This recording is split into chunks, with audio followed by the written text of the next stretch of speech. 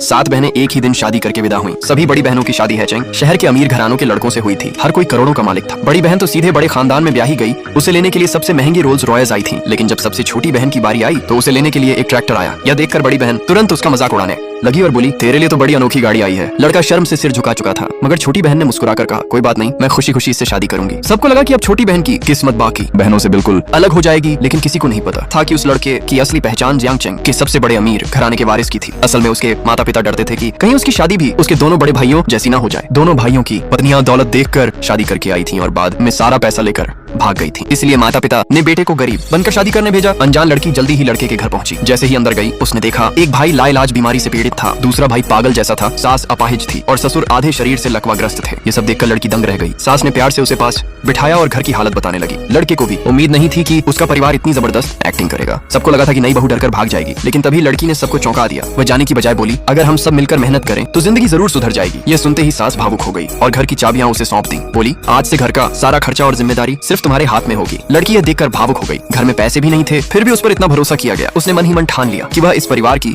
उम्मीदों पर खरी उतरेगी। उसे क्या पता था कि वह अनजाने में ही शहर के सबसे अमीर घराने की मालकिन बन चुकी है। पति उसकी भलाई देखकर शर्मिंदा था और सोच रहा था कि सच कैसे बताए। तभी लड़की नहाकर कमरे में आई। पति घबरा गया और उसके हाथ का हथौड़ा सीधे पैर पर गिर पड़ा। लड़की दौड़कर आई और दोनों के बीच अनजाने में एक नजदीकी पल बन गया। अगली सुबह लड़की ने देखा कि खाने की मेज पर पश्चिमी खाना सजा था। समुद्री खीरे, अबालोन, किंग क्रैब जैसे महंगे व्यंजन। दूसरे भाई को लगा कि अब राज खुल जाएगा, इसलिए उसने कहा कि सच बता देना चाहिए। लेकिन लड़की ने सोचा कि सास ससुर उसकी खातिर ये सब लाए हैं ताकि उसे साधारण खाना खाने में परेशानी न हो। उसने कहा, आगे से इतना खर्च मत कीजिए, मैं इस घर की सादगी में भी रह सकती हूँ। बहू की समझदारी देखकर सास और परेशान हो गई कि सच कैसे बताए। उसी रात पति की सेक्रेटरी चुपके से घर आई और इस तिमाही की रिपोर्ट लाई। उसने बताया कि कंपनी ने इस बार 3000 छोटे लक्ष्य पूरे कर लिए हैं। तभी लड़की अचानक वहाँ आ गई। माँ घबरा गई और बोली, ये ऊपर वालों की तरफ से जांच करने आई है। पति ने तुरंत रिपोर्ट उठाकर चूल्हे में जला दी। लड़की को कुछ शक नहीं हुआ। उसने कहा, कल से मैं काम पर जाऊंगी और इस घर को संभालूंगी। अगले दिन वह सड़क पर पर्चे बांटने लगी। परिवार उसकी मेहनत देखकर भावुक हो गया। उन्होंने तुरंत लोगों को भेजा ताकि सब उससे पर्चे लें। फिर जब वह एक ज्वेलरी शॉप में सेल्स गर्ल बनी तो परिवार ने कर्मचारियों से सारे गहने खरीदवा दिए। भोली लड़की हैरान थी कि यहाँ के लोग इतने उत्साही क्यों हैं। घर लौटकर उसने अपनी